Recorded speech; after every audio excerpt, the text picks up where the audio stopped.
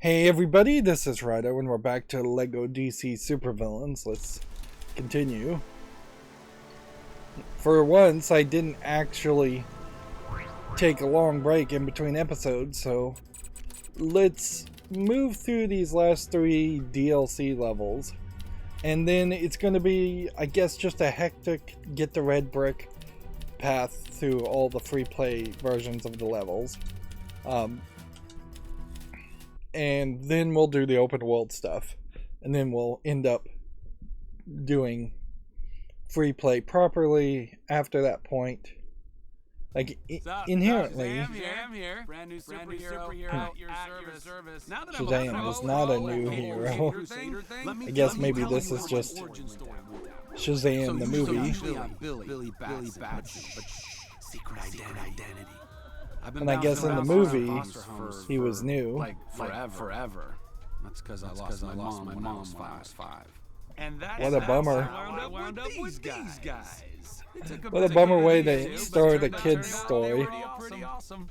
Then things got real strange. I was totally minding my own business. Not getting into trouble at all. When I ended up in this place with this wizard. Not sure why he chose me, but one magic word later. Shazam! Wow! Look at me! I mean, look at me! Now I can get this buff whenever I want. Freddy knew all about this superhero stuff, so he helped me figure out my new powers. Electricity, bullet immunity, super strength. I was like electric Superman, dude. Except I wasn't sure if I could fly. This bad guy decided to drag me up to this guy, and he dropped me. I mean, seriously, what's up with that? So that's where we're starting, and it's very odd here because this is effectively Shazam being introduced in DLC when Black Bolt, Shazam's enemy, main bad guy, was in the main game. And see, that was an interesting reflection of a falling sequence in LEGO Marvel superheroes. But this game came out a long time after that, and even that could have been done longer and better. So we're just like on the rails with this cutscenes. Billy Bats, but Freddy and me still need to sneak past Savannah if we want to escape. Okay, so this is an interesting idea to have Billy Batson as a kid playable at all, and to play as a kid character in general.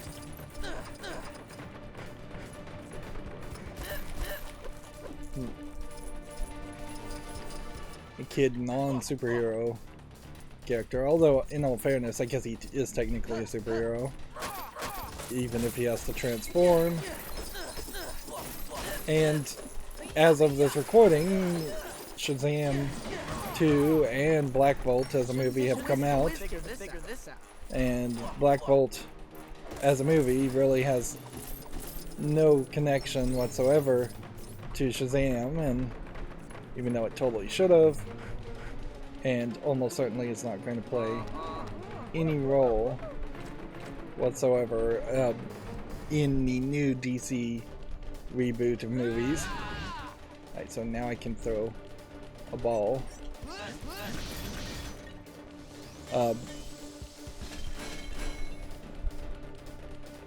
And then the second Shazam movie. Is that your friend? I guess it is. Although Freddy and Billy look almost exactly the same because LEGO kid characters look almost exactly the same. And if you're playing this as like a 2-player section, I assume he would just be split screen stuck on the other side of that wall.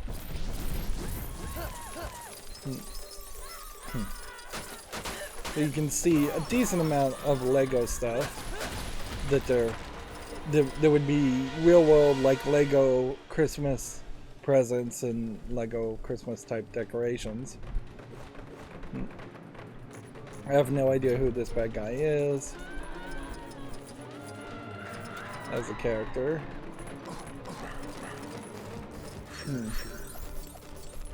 Or if this is really following something that actually happened in the movie.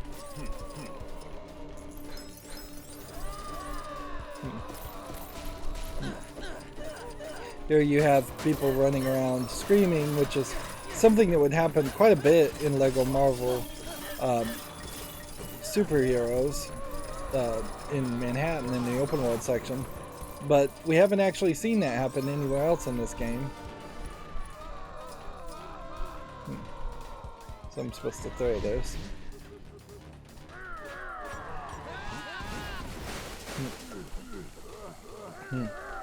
Very shiny Lego pieces there, much shinier than you would ever really get.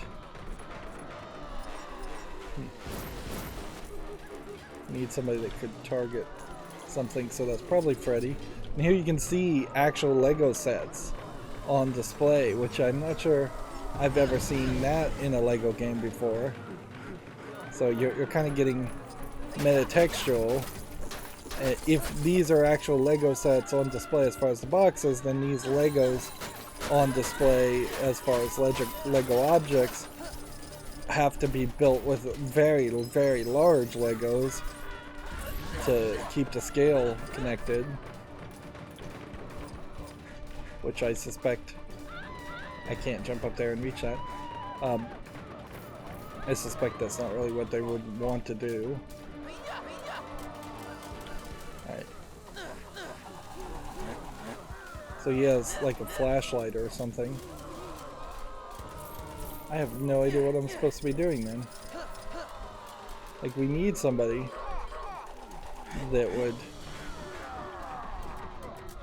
shoot something.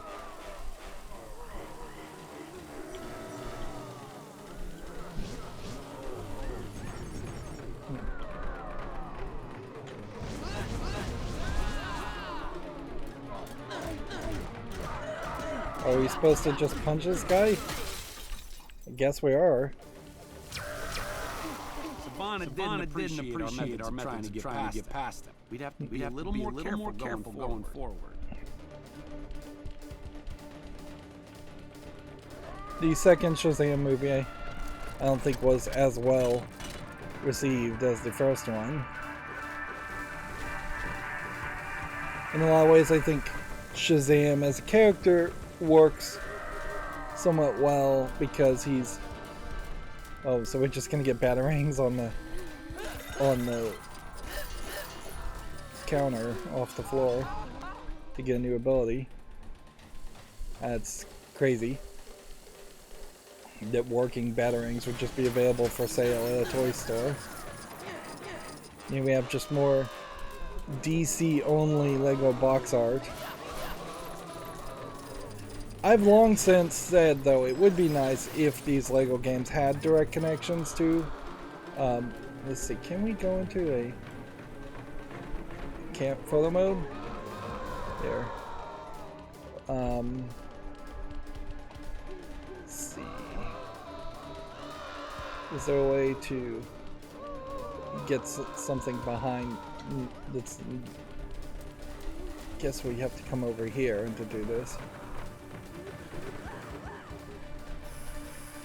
So you can see, this is just like high resolution box art.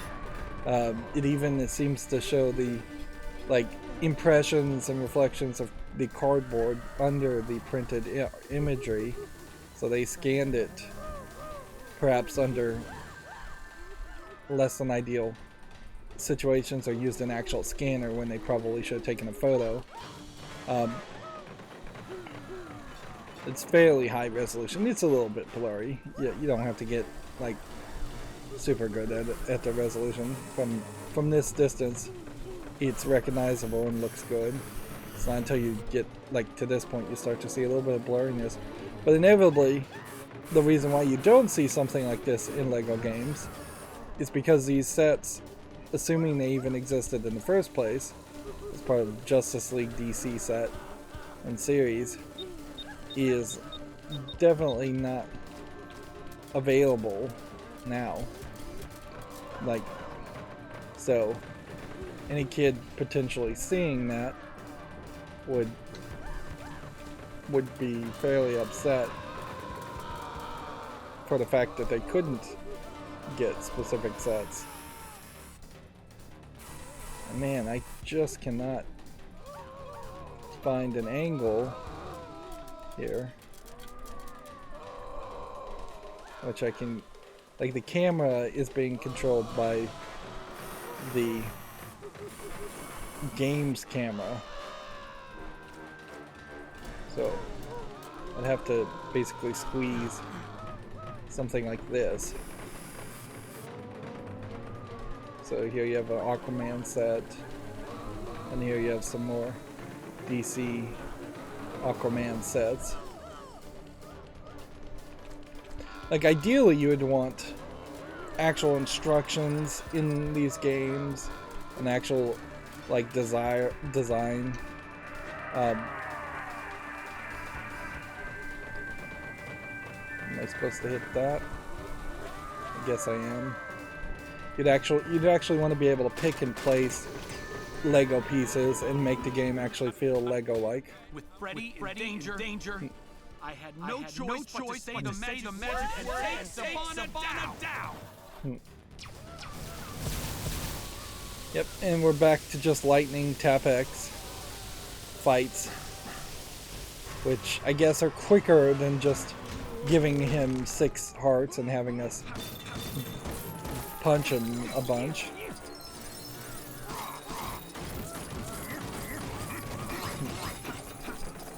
This very much feels very Christmassy. Feels like you might be able to just punch on that forever. It's kind of interesting that they've programmed and animated these civilians to try to even escape instead of just running around in circles. And it's weird that you have things like the Superman statue that you can punch multiple times to get studs from.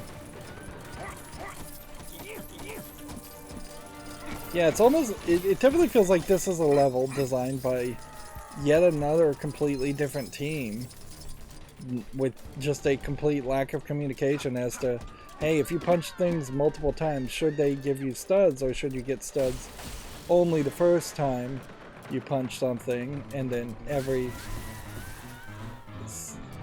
time after that.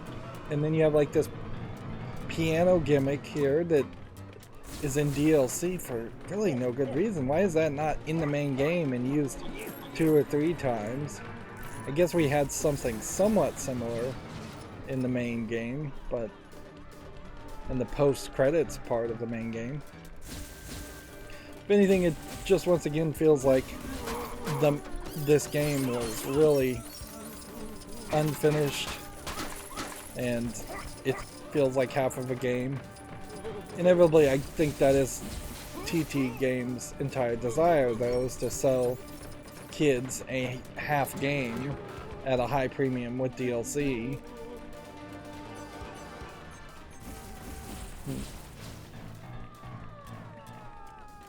Is there supposed to be some kind of code up here? I don't think so. I got this. Okay, Howard. Don't let me down.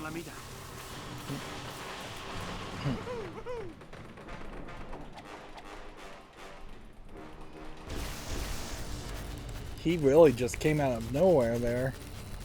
That was crazy. Sure wasn't giving up easily. Freddy knew. There had to be something nearby he could use to help me out. So Santa Claus moves out of the way, and inside of it are some presents that lets me build some kind of gadget or gimmick.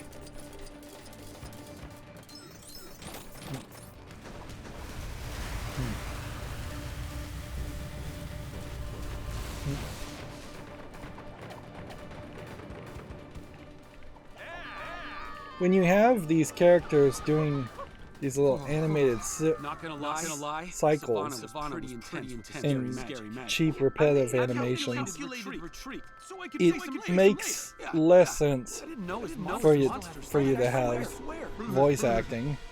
They're so creepy. Being a superhero is tough. I'm glad I could go back to being a kid anytime. Sure has its perks. So that looks like that's just going to give us another level after this to kind of finish the story.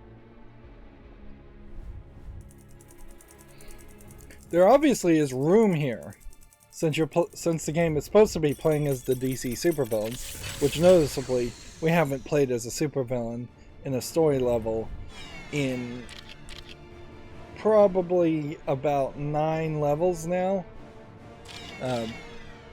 Between the post-credits play as the Justice League levels and the DLC play at any time levels. But there's a lot of room here to potentially have forced somebody to play as, say, Black Bolt after doing this level as the supervillain, or introduce Black Bolt as a character after a flashback level where you play as the superheroes. Getting back to my idea that almost certainly it would make a lot of sense to swap between playing as a hero, then a villain, then a hero, then a villain, back and forth.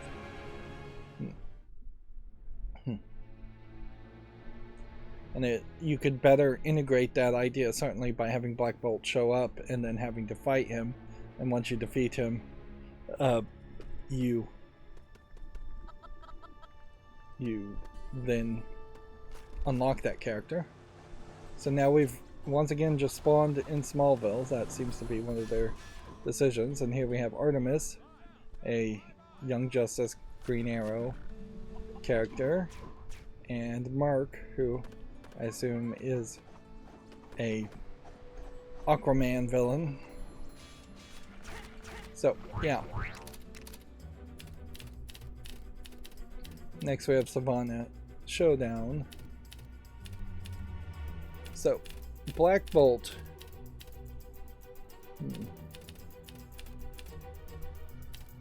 I think probably was unlocked in Arkham Barely Believe It, if I was to guess. Grundy, Monster Man. It might have been at Fight at the Museum, though. Either way, it would make all the sense in the world to not have DLC in a kids game, and then have to do a flashback episode level or two of Savannah Escapes and Savannah Showdown, either before or after you unlock Black Bolt. Maybe you unlock Black Bolt, and then he mentions Shazam, and then you have a flashback to the playing as Shazam. But yeah, we have 1, 2, 3, 4 levels here in which you play as a hero, and then 1, 2, 3, 4, 5 levels here where you play as a hero, which inherently add 2 more, and that's 7. Whereas the actual levels where you play as a villain aren't that much more. You're dangerously approaching half the levels not being supervillain levels, and squishing them in between. But let's just move forward and not talk about it too much, because there really isn't that much to say. Inherently, I think that's kind of the problem with DC in general, is that there's not a lot to say around their movies or their comics. It's mostly all Batman stuff. Right. Oh yeah. Before I even got a chance to track down Savannah, he brought back to the foster home. Only I wasn't grown up superhero muscled up me. But he seriously underestimated us kids. Ha! Ha! Batarang in your face! No more leverage for you, Mr. Power-feeling dude. Tactical retreat. We ran to Carnival to blend in with the crowd. Well, that didn't last. Guess you can't hide someone as handsome as me for long.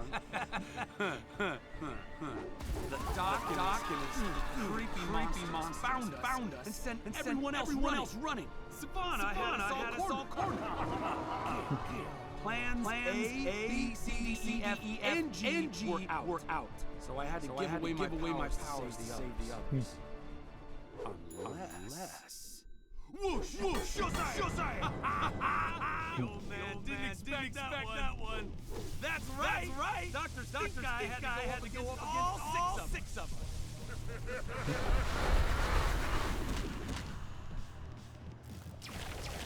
Yeah, part of the problem, certainly with both Marvel and DC, is that while you do have some standout good stories that are worth mentioning, it's really like one in every decade or two good stories. And with DC, it's almost always a Batman story that's recognizable. The death of Jason Todd, Bane breaking Batman's back. Those narratives and those stories go for a very long time in comic book format, taking a year or two to potentially fully resolve. But month to month, your 16-page comic or so may just have a random enemy of the month that is just not really anything of importance, and it's all going to be very skippable. Marvel is noticeably slightly different in that to DC, in that it tries to have a continuing story and big events like Civil War as something very noticeable and worth mentioning. But a significant amount of those stories and those big events don't really catch people's interest. Marvel, I think, also tries to have a little bit more diversity in its focus as far as different characters, whereas DC is very, very Batman focused. I would say at least half of all DC good stories involve Batman heavily, and it really makes even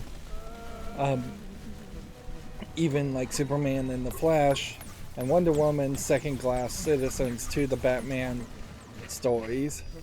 DC notoriously also wants to reboot itself, so it's kind of telling origin stories over and over again and only slightly changing the origin stories each time.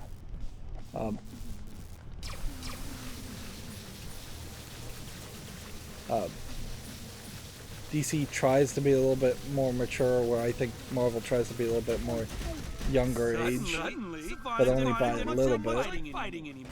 Tried to make his escape, but I wasn't about to let that happen. Gluttony, pride hadn't wasted any time introducing himself to the locals. Someone needed to put a stop to him. Inherently,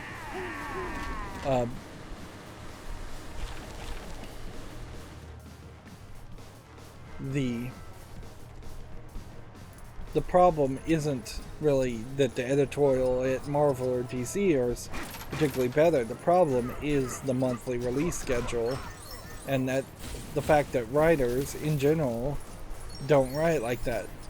Either you're somebody like a writer like Stephen King, for example, who was extremely high on cocaine and is just a unnatural human being in the amount of stuff he can write, assuming he isn't actually getting other people to write for him and ghost write with him, which is also a very big possibility that a lot of the recognizable novel-length authors are actually just putting their name to other people's stories as ghostwriters or as assistants, or doing significant amounts of that.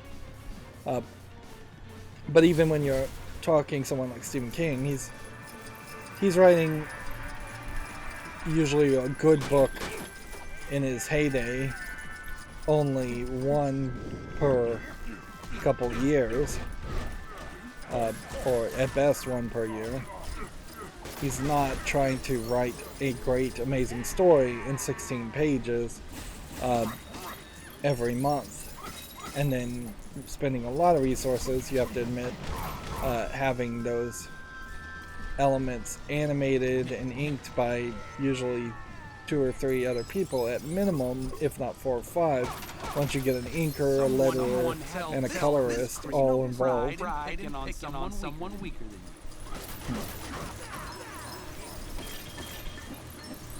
These demons, pride and gluttony, feel like they are the demons that were introduced in the New 52 reboot, which I guess they may have still been in that when this game came out. New 52 reboot introduced a character named like Pandorica, I think was her name, and she was basically supposed to be like Pandora opening Pandora's box and releasing the 7 deadly sins, and she was supposed to be this central character that was very important to the New 52 universe reboot, where there was a storyline explanation that everything that had happened in previous DC comic universes and timelines had been erased, and the universe had storyline-wise been rebooted. And this is almost certainly the best example of the problem with editorial and comic books, in that Pandorica was a comic book that was never given a chance, really. Nobody really liked it as a character. She didn't really go anywhere and do anything. She was supposed to be a major player on the reboot, and she just summarily got destroyed in the Doomsday Clock, or the beginning of Doomsday Clock, which was yet another reboot, or a soft reboot at least, of the DC universe. And Marvel doesn't do reboots, it just does crises, I guess, or big events. But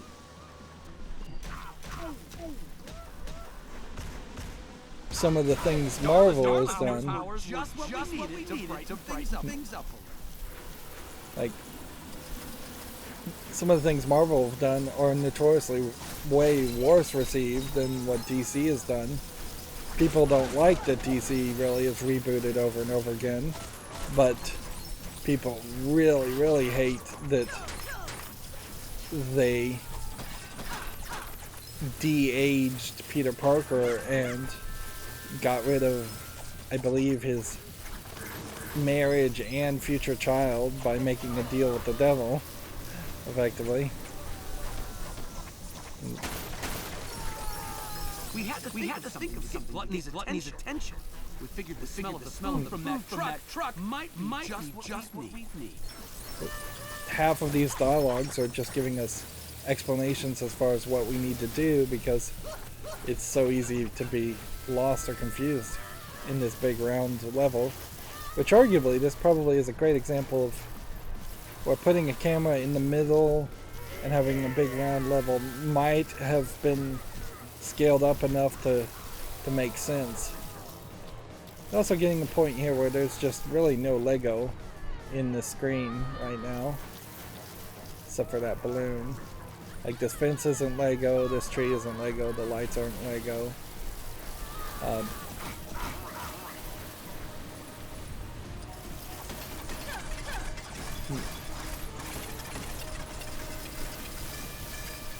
But yeah, inherently, if they could just write one good Batman story per year, and it was just an annual, and they could just do that with all DC, like comic or Marvel comics, that would probably work a lot better for the creative people. The faster you have to work, the less time you have to go back and rethink it, or do a second take, second pass creatively. wise is going to make your end product worse. Video games, almost exact contrast, where it's at least 2 years, if not 4 to 10 years, in a lot of cases, are spent to develop a game, and you can just make a lot more content that way. That being said, that doesn't mean all video games are actually good by any means. But I would say if you tried to stack up 4 years of DC or Marvel comics to 4 years of development of a video game, you would get a lot more entertainment, and just multiplying the amount of entertainment by the quality of the entertainment would end up with you receiving a lot more for a 4-year process of creating a video game. And inherently, you have this commitment in the case of video games, and that there's going to be a beginning and a middle and an end of the story, whereas the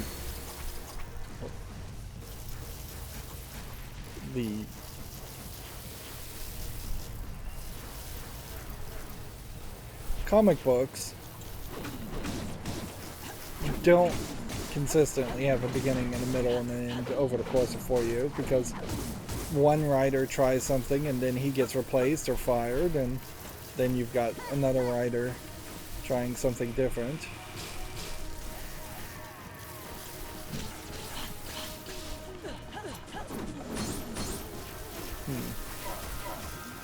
And so very often these stories are getting left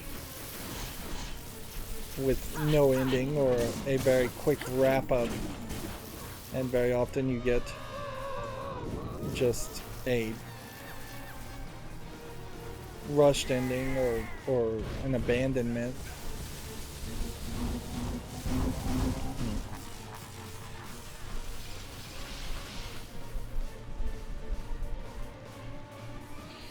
I guess part of the problem, a better way to phrase it, is that comic books, being decades older, have been completely commoditized to the point where they have no integrity or artistic integrity left in them, and video games just have a little bit of artistic integrity left in them, where comic book and comic book development is 100% built around the idea that it must make profit at all times, no matter what. Video games, unfortunately, are getting more and more like that. And to be generous, Pedro arrived to help. He figured his new strength might come in handy. at the very least, comic books never really found a great way to hyper monetize its customer base. There are no ways to really make microtransactions a thing in comic books. You buy the comic book and that's it. There's no way to add DLC to comic books other than buying other physical items like collectible cards and action figures and things like that. And the fact that comics, I guess in general, never did find a way to hyper monetize also is why comic books never have made anywhere near enough money to be an industry that people would care about. That's why the live action movies are way, way more important by far. A single major successful movie would outsell and make more profit than several annual incomes of comics. When things seemed to be going our way, we ran into wrath. Oh, I don't need to tell you, that's some real bad news.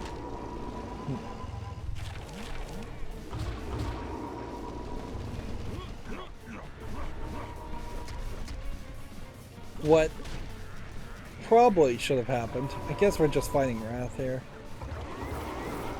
is DC and Marvel should have had better lobbyists way earlier, like in the 20s and 40s, and they should have figured out a way to be on the good side of teachers and parents, and promote literacy.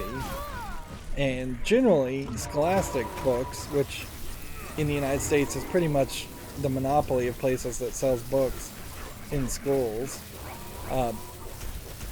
should have acquired Marvel or DC or vice versa. At this point, since Disney owns Marvel, it'd make a lot of sense for Marvel to partner with or acquire Scholastic books and get comic books in the book fairs that happen at schools, and just have a lot of lineups of really educational comic books to try and sell as a backdoor way of getting just way more kids to read comics in general. It wasn't pretty, but with Wrath out of the way, it was time to take down Safana once and for all.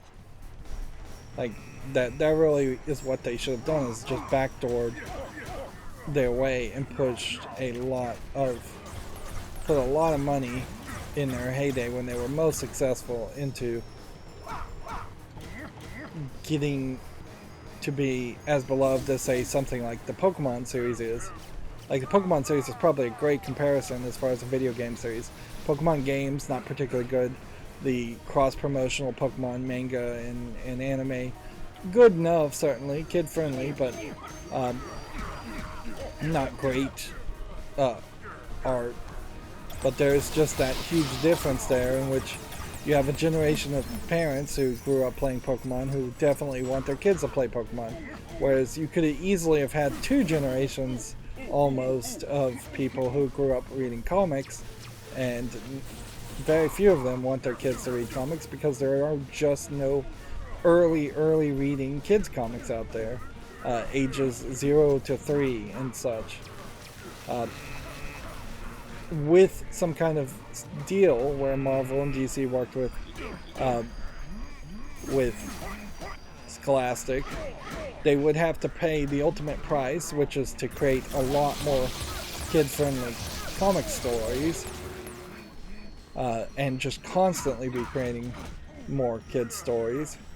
But in the end, you're going to create lifelong customers, whereas instead, they've done the exact opposite and created just generation after generation of comic fans who don't want to be long-haul customers and all get bored and leave eventually.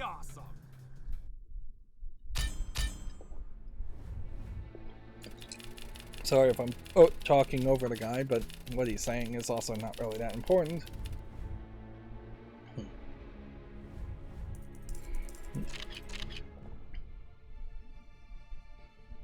If not Scholastic, they potentially should have more deals with places like Gerber, baby formula and diapers from like birth, branded with Marvel and DC characters. And there is a lot of that stuff, branded stuff certainly, but it's not quite enough. All they've managed to do so far, and it really speaks to just how much money and effort they really needed to put into it. It would have been a Herculean effort, but they needed.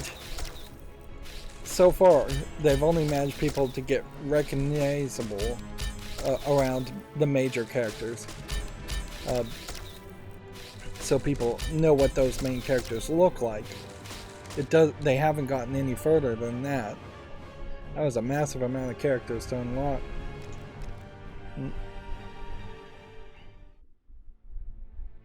Like, they need to continue to push it forward and move from just, oh, I recognize some of these second tier characters like Shazam,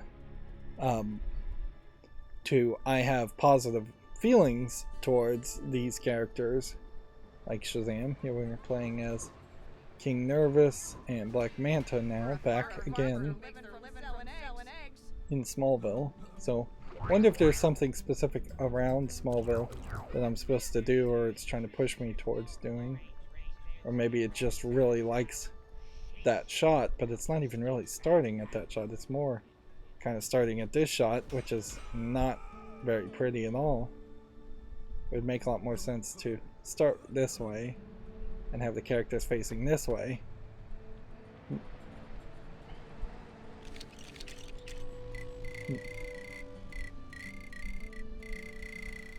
But yeah,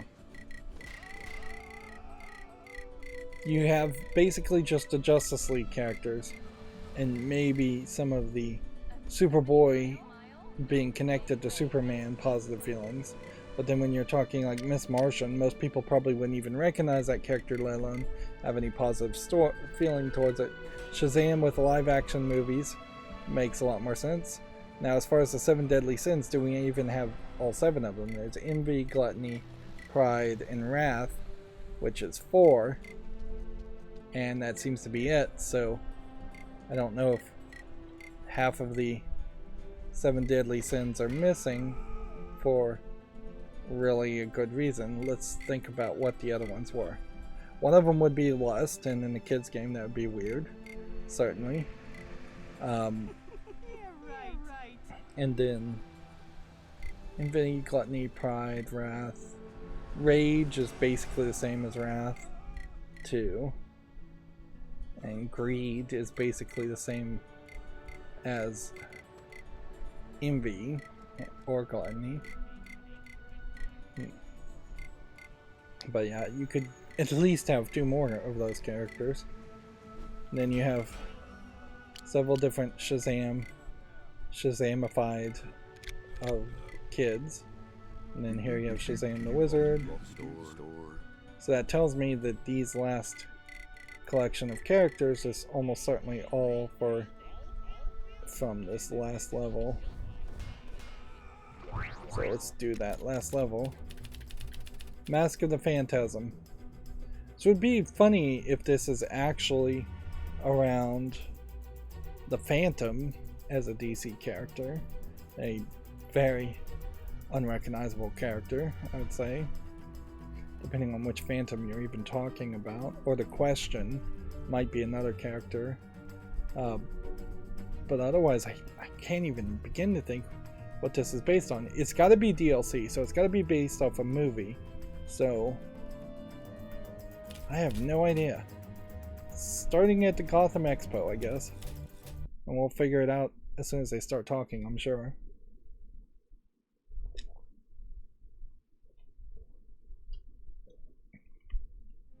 Alright. Get enough of me, huh? I don't blame you. Lobo, one side. They just default to Lobo being the story narrator. Let me tell you about my man, Bruce Wayne. He had happiness, love in his life once. Andrea Beaumont.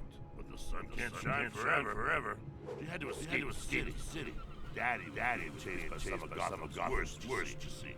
Poor Bruce was left with only his butt company. So he started his own crime fighting action I can get down with. And as a lover blackout myself, I dig in. Over the years, criminals became routine for Batsy. Until a shadow appeared one night. Mobsters mean pop got taken down one by one until worst remained. Meanwhile, Batman's got their brains whirring. Was Skullface Bruce's flame? Yeah, it was. But Andrea was already on her way to Joker. Back to the rescue. Unfortunately, Mr. J always had a trick up his sleeve. Boom! See, I don't even recognize the story. There's no movie based on this. So this must have been something that they were thinking about making a big deal around, and then they canceled it or gave up on it.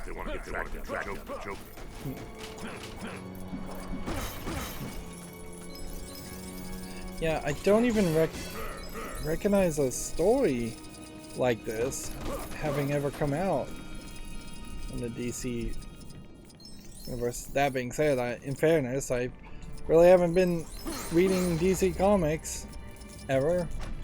I tried for the New 52 for a year or two. Someone else tried.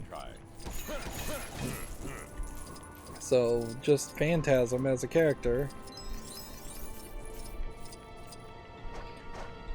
So if this isn't based on something that they were thinking about making a movie on and then they canceled the movie, or if this isn't based on a major storyline that was happening in the DC comics, which I don't think it was, then I'd almost have to assume that this is a story that was just left over as an idea from another Lego Batman game.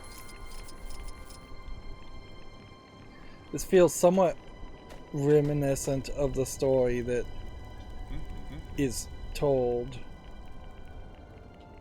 in the not Lego game, the Batman Traveler's Tales. No, Telltale game, not Traveler's Tales, which is a completely different company. So we gotta figure out what she does. She can throw things and dash. And then she has a spin attack, which feels like that is the very default thing. It's an interesting idea when you first throw the face of it on. Like here you have a female character dressing up and attacking criminals, perhaps for a little bit more direct revenge than Batman does, in that he's just attacking all kinds of criminals. Obviously this level at some point was going to go further in this direction. But I mean, it really isn't that different.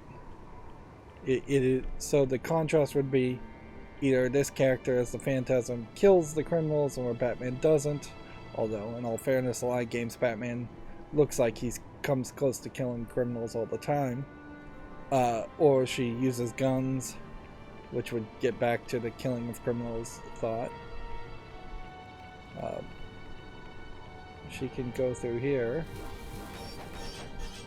That seems like that's kind of magical, so she might have some magical abilities where, generally speaking, Bruce doesn't seem like he has magical abilities.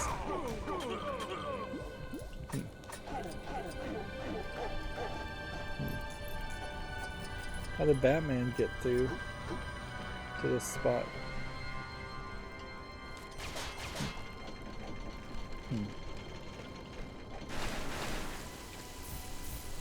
Yeah, I think I was supposed to do that. Down a little. It was time for good old-fashioned detective work. I can handle this. Hopefully this doesn't glitch like the last time we had to use this gameplay gimmick. Although noticeably, the fact that we've not used this gimmick very much highlights that it really shouldn't be in this game.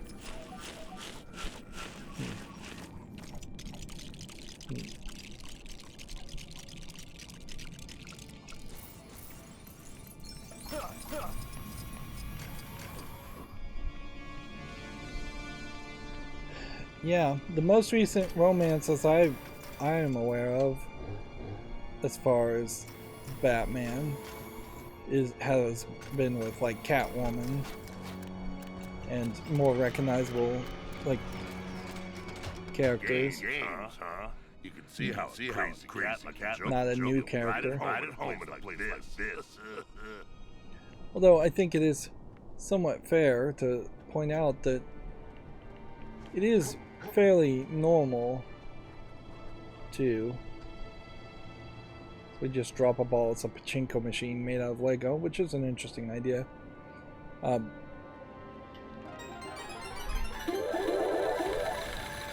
Just there. I got an achievement for doing that potentially on the first try, I guess. Didn't look like he was in the mood to make balloon animals. So now you have some weird, unrecognizable robot enemy that I've never seen before. They do try every now and then in Batman comics to introduce a new character, somebody like Azazel or Ra's al Ghul. I guess is an older example of where it really did work fairly well. But if anything, I think that's probably just to balance out the fact that nearly half of all the other Batman comics involve, or used to involve, the Joker. They've actually done a very good job of not really using the Joker. Most recently, they've introduced a female villain to replace Harley Quinn called Punchline. That's the most recent one I've heard of. Yesterday, the Batman had the last laugh. With one clown down, it was time to head on after the Joker. Definitely seems like there's just going to be one more room, and this may just be a roller coaster.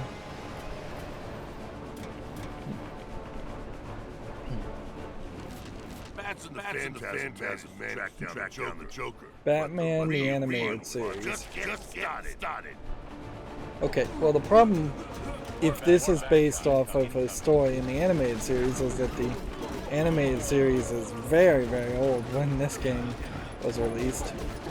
And while I do have watched some of it, I would not say I've watched all of it. And honestly, it would probably be a nice little blast from the past to watch Batman the Animated Series. Although in all fairness, it might be interesting to just watch the original, like, 66 Batman live action show too, for kind of the same reasons. That would be kind of rough though. Again, we have the heartbeat sound effect in my ears. I imagine if the music was turned up a little bit louder, it wouldn't be as annoying, but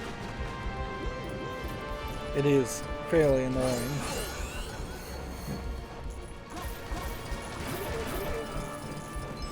It feels kind of lazy, I have to say, that they didn't change the mini-kit art style. It could be Batman with a big X through it, and then that would have just been a little bit of a change.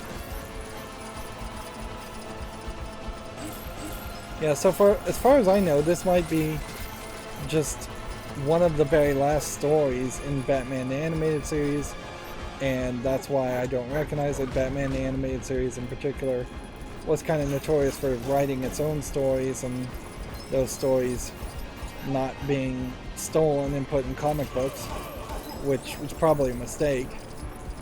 That would have been definitely a point where you could have created more lifelong fans, as if you had a Batman the Animated Series, the comic, come out even now and try to remind people of their nostalgia when they were younger.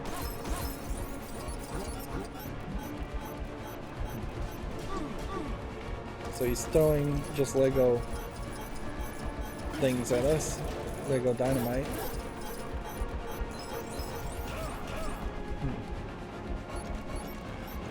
As far as what I'm actually supposed to do, I'm not sure. Am I supposed to pick it up, or am I supposed to target him? Or seems like I have to throw a batarang as Batman at him.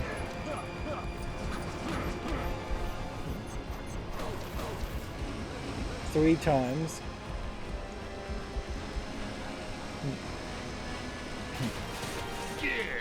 Looks like a clown around here. Almost certainly this is going to end in tragedy with the Phantasm. And I guess maybe they just wanted DLC versions of the gray suit Batman versus a bat suit Batman, or the animated series versions of Joker and Batman.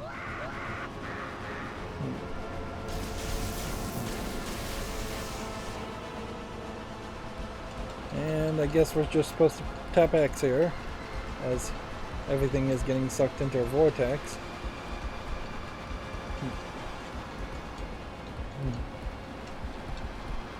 One of the concepts around DC and 52 and 52 universes, 52 different Earths, has recently been kind of wasted quite a bit. Because it would have made a lot of sense for them to continue to have comics outside of their main canon, whereas DC is very much sticking to its main canon more than I think Marvel really cares to. I think Marvel in general just is willing to have more fun with its characters. Like, even that as an example, as far as the animated series sending a flaming wiener at the Joker, is just not serious enough for DC Comics in most cases. Like, if anything, I guess the existence of a Daredevil-like character in Marvel and the non-existence of a similar character in DC probably highlights a major separation of their attitude towards their own willingness to have some fun.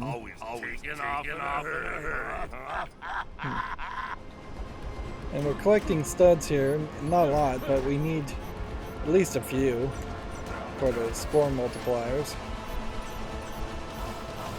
And we probably still will end up having to grind quite a bit once we get the red bricks. A shot like that sure play into the Joker's favor.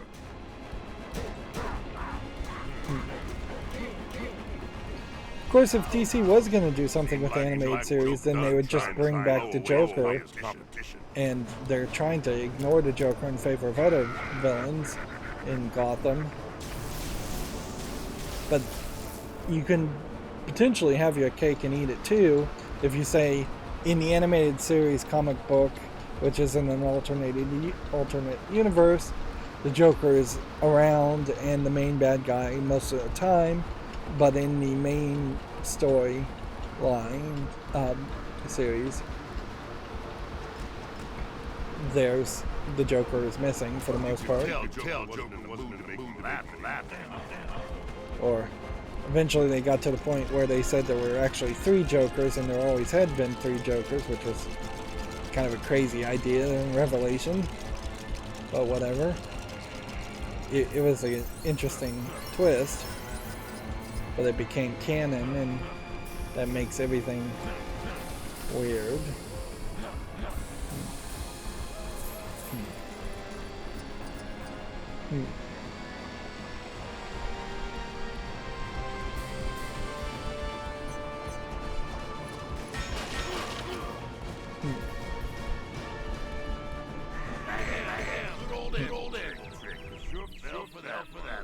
I'm running out of things to say. Guessing with the phantasm. That's got the cry. Alone. Right. Gotham's too gloomy for my taste. I'm gonna go catch supernova rays. See you later.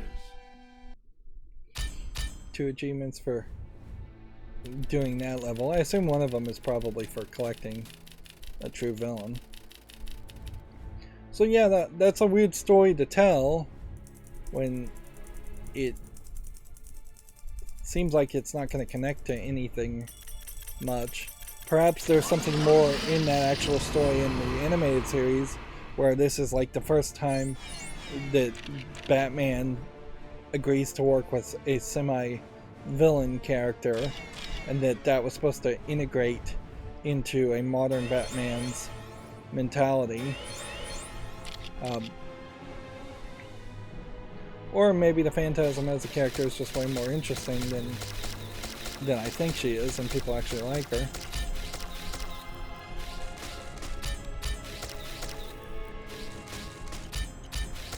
So we unlocked the Phantasm, and Joker, and Batman, and Harley Quinn was introduced in the animated series, and the Mad Hatter feels like a much more recognizable character, or Man-Bat. Like, I remember episodes of the animated series around the Mad Hatter and the Man-Bat, but then you have that big clown character that maybe was in the animated series, but I don't remember that.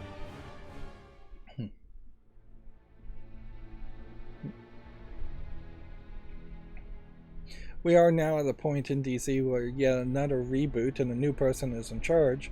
So this is the first time possibly in 2 or 3 decades in which you have somebody new in charge. But that new person, I believe, is James Gunn. And so we'll just have to see. Is he in charge of Marvel or DC? Come to think of it. I think he's in charge of DC. So that could be big changes, or it could be nothing. Here we have Indigo and Superboy, and we're back in Gotham.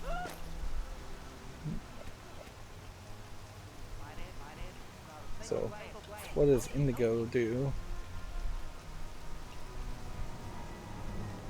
Seems like they could target and throw things if there was anything to target and throw, or a dash attack.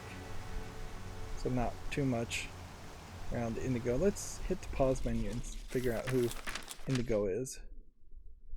Brainiac 8. Okay, she's one of the in the future Brainiacs. Brainiac being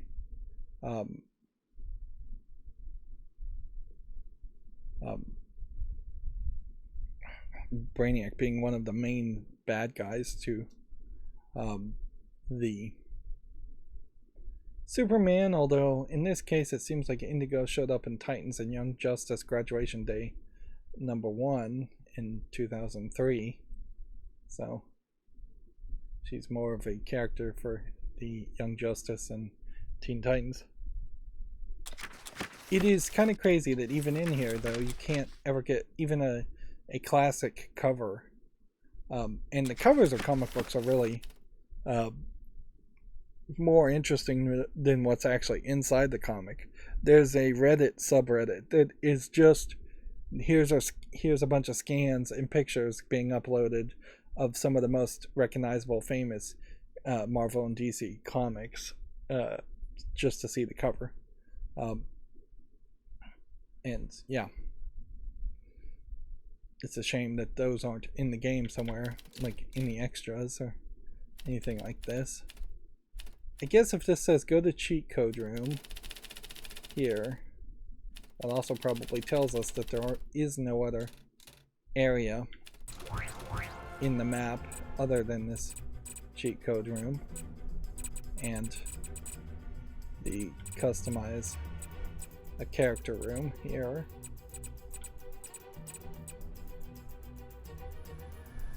Yep, nothing there. So all of these levels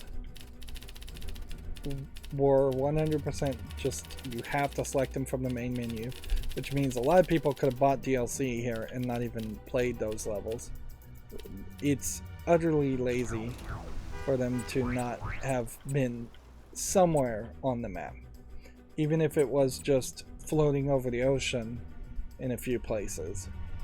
It would have been super easy, or at least to have a menu select or mission select somewhere on the map, which I don't know, maybe it is a case here that if we had gone to this location we would have been able to teleport to the missions from the watchtower, but even getting to the watchtower, it's kind of rough. You have to either transport yourself here or transport yourself here with a slideways tunnel.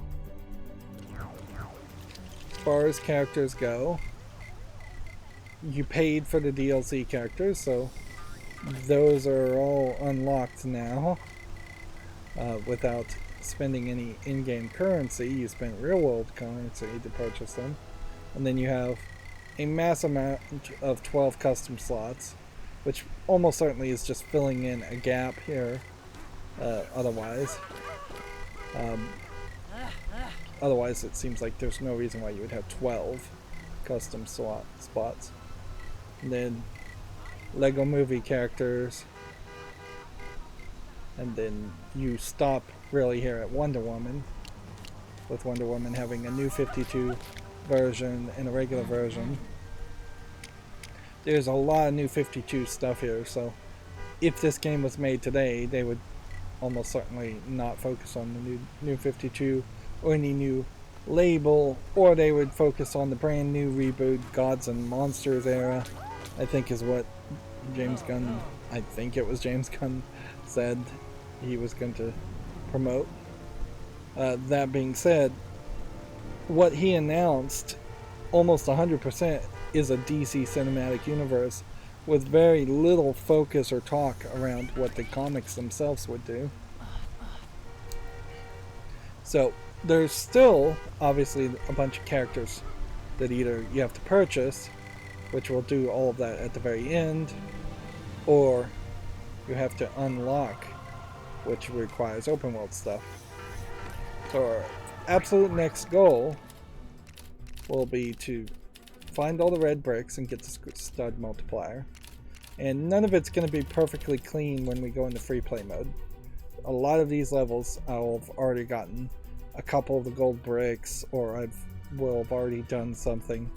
And that's usually the experience you're going to have in any Lego game, is that unless you're just making a mad dash speed run through the story version of the game, you're going to collect a few things, which arguably that's almost certainly the right move. It would be very weird if story mode just didn't spawn the mini kits and didn't spawn the true villain requirements or anything, and you really were just playing a story experience alone without being able to collect anything else, because then when free play mode unlocked and then you were told there's a whole bunch of collectibles, people would be upset that they couldn't have collected that earlier.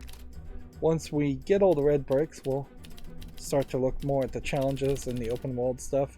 We should look at the challenges before we do the open world stuff, and then we'll just start to try and accomplish 100% both on Apocalypse and Earth as far as all the collectibles go. I don't think this is going to really require here we have them honking horns at each other. Their traffic jam just naturally formed. It made a lot more sense when there were traffic jams in Manhattan than Gotham City, but whatever. Still makes decent sense.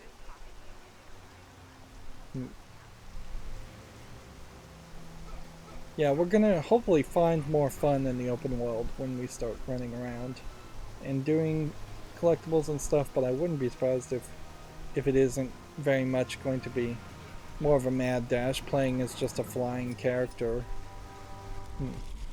We still really have not made any progress at all in this last hour, and that's not really surprising since we were doing the extra DLC. We're at 29.6% completion as far as the main game, and I'm not expecting that number to jump too much. By the time we get all of the red bricks found, just to the point where we could potentially start buying them, we may really only be about 35% complete. And then by the time I do all of the open world and get all of that, that'll probably get me up to 60 or 70%. And then doing all the levels on free play a second time to collect all the collectibles will probably take me up to nearly 100%, if not 100%. Anyways, that's going to be it for this recording. As always, I ask you to like, share, subscribe, comment, and watch every second of my videos. There's a bunch of social media and support links down below in the description box. Thank you for watching. Have a good evening.